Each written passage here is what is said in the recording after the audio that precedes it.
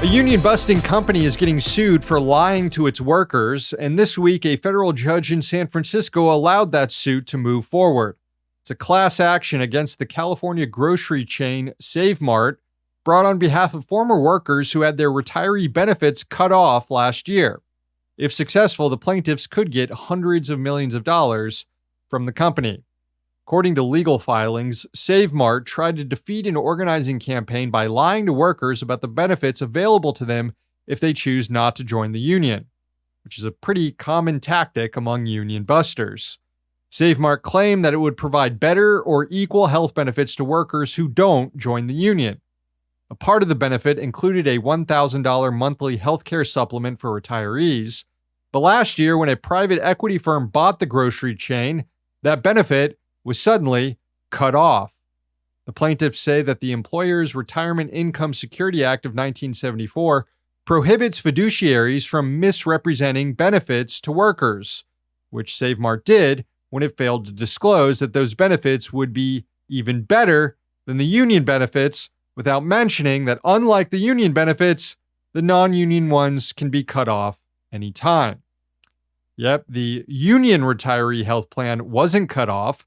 As the complaint noted, quote, UFCW's collective bargaining agreement provided for and continues to provide for retiree medical benefits to union retirees that were and are more secure than those offered by the plan. Unlike benefits provided by the plan, the terms of the union's retiree medical benefit program do not permit Save Mart to eliminate the benefits at its own discretion.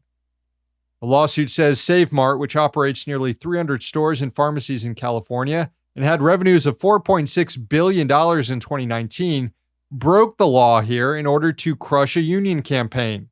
Quote, Save Mart's motive for misrepresenting the terms and value of the plan was simple: to save money, suppress union activity, and induce plaintiffs and the class to work for Save Mart long enough to qualify for retiree medical benefits.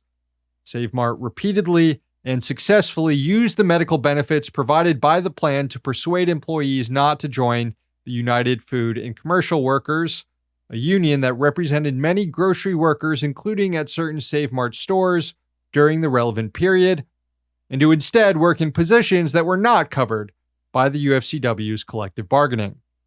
The complaint also notes how written materials given to workers by the company also contain this lie, including a pamphlet given to one of the plaintiffs entitled Save Mart Answers Your Questions About Unions that states, quote, your benefits are already better or equal to the benefits in a union store.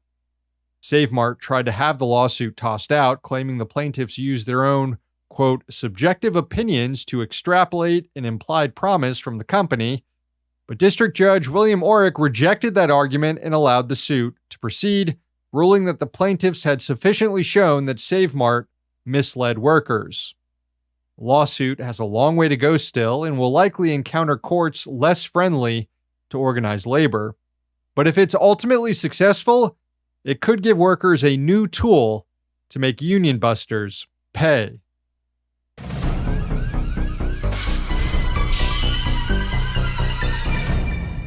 An investigation by the New York Times shows the weight that Bitcoin mining operations are putting on the U.S. energy grid. It documented 34 large-scale operations that combined are burning through more energy than 3 million households. For example, there's a Bitcoin mining farm in Kearney, Nebraska using more electricity than 73,000 homes. One in Dalton, Georgia that's using more power than 97,000 surrounding homes, and one in Rockdale, Texas that's using more than 300,000 homes. Back in 2021, China kicked Bitcoin miners out of the country, deeming the industry undesirable in part because of its high energy usage. So, all the crypto bros flocked to the US, which has now surpassed China as the Bitcoin mining leader. Back in 2022, some of the biggest Bitcoin farmers assured the EPA that their activities are environmentally safe. But it's estimated that 85% of the energy behind these operations is derived from fossil fuels, which creates emissions equivalent to more than 3.5 million extra cars on the road. Not only that, they're increasing the energy costs for folks who live near them. Many of the mining farms are concentrated in Texas, And the Times cited data from a research firm that found a 5% increase in customers' utility bills in the state as a result of the increased demand from Bitcoin plants. Despite this burden, Texas lures the industry to set up shop there through lucrative energy deals. Utility companies have agreements in which they will pay Bitcoin miners to temporarily power down if the grid is about to fail, a problem that Bitcoin miners create.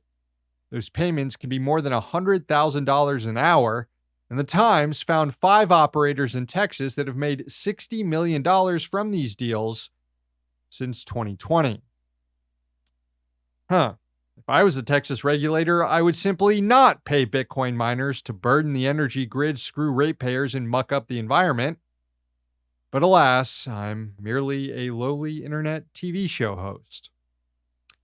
Anyway, now that we have a movie out about how to blow up a pipeline, a film, by the way, that, as The Intercept reported, as police all freaked out, can I recommend a sequel about how to blow up a Bitcoin mining facility next?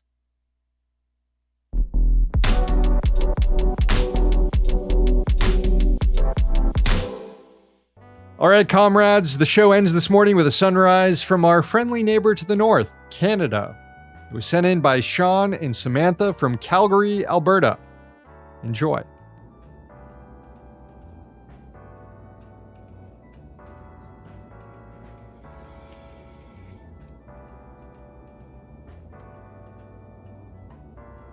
Thanks, Sean. Thanks, Samantha. Show's over. Thanks for watching, and thanks to the team behind the scenes. If you're watching this and you're somehow not a subscriber to Means TV yet, please sign up. There's a 7-day free trial going on right now. Also, subscribe to our YouTube and podcast channels if you haven't already done so. One day, capitalism will fall. Until then, we'll be right here. See you tomorrow.